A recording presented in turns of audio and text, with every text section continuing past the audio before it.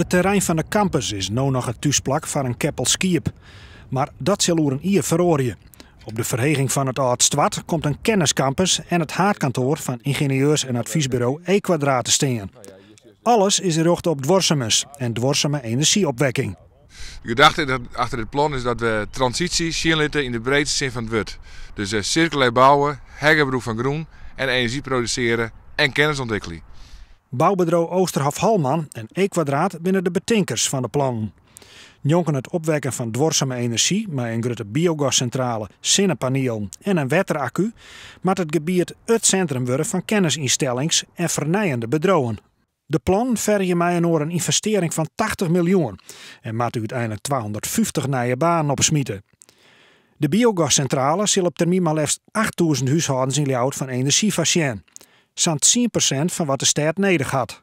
Rondom de stad, dat zie je overal in Nederland, daar moet de energieproductie op gang komen. Want alleen vanuit de stad, dat is er meer ruimte. De bulk daarvan moet komen van biogasinstallaties die hierachter gepland staan.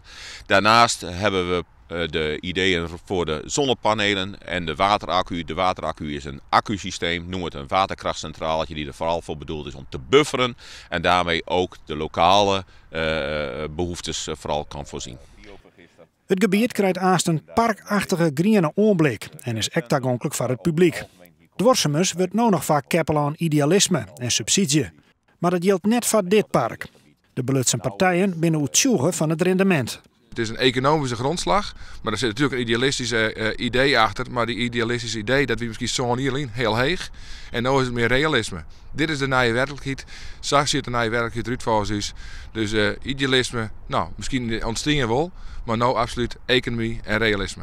De gemeente Ljouwert had grote ambities op het merk van dwarseme energie. En dit park liep het een wichtige stap in die richting. Een belangrijke stap voor de economie, voor de werkgelegenheid. Maar ook vooral voor de productie van dwarseme energie. Hoe groot ben je hierop? Heel erg groot. We zijn nu de schroeven.